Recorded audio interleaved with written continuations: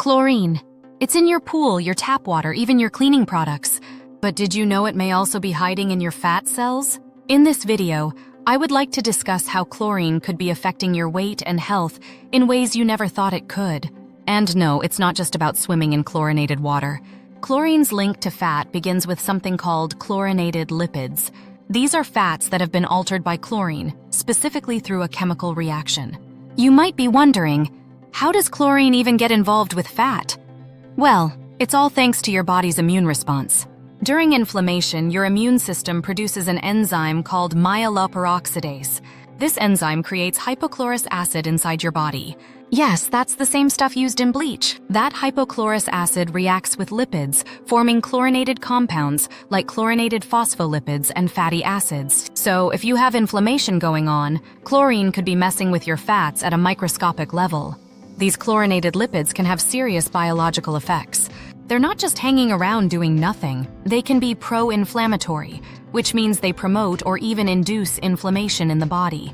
They may also be cytotoxic, which means they damage cells. Some researchers believe they contribute to diseases like atherosclerosis, the hardening of your arteries. This may happen because these chlorinated lipids promote inflammation and therefore mess with your cell membranes. But we're just scratching the surface.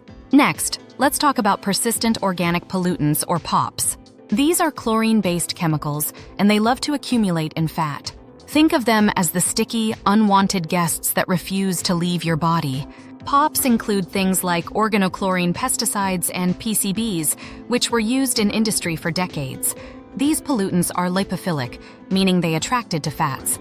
This means they can readily settle down in your adipose tissue, which are your body's fat stores. Here's the concerning part. POPs aren't just sitting in your fat quietly. They slowly release into your bloodstream over time. That means even if you were exposed to these chemicals years ago, your body could still be experiencing the effects today. Studies suggest that these POPs might be linked to an increased risk of type 2 diabetes and even obesity. So the more fat you have, the more POPs your body holds onto, creating a cycle that's hard to break. Let's pause for a moment because I would like to get into something even more curious. What about chlorine in your drinking water? Could that be playing a role as well? Some animal studies hint that chlorinated drinking water could affect lipid metabolism. There is a possibility that this could, in turn, raise cholesterol levels. However, the evidence in humans isn't as clear-cut. So while it's intriguing, we can't say for sure yet. But with what we know about chlorinated lipids and POPs, it's definitely worth keeping in mind. So what's the takeaway from all this? The connection between chlorine and fat goes deeper than you'd expect.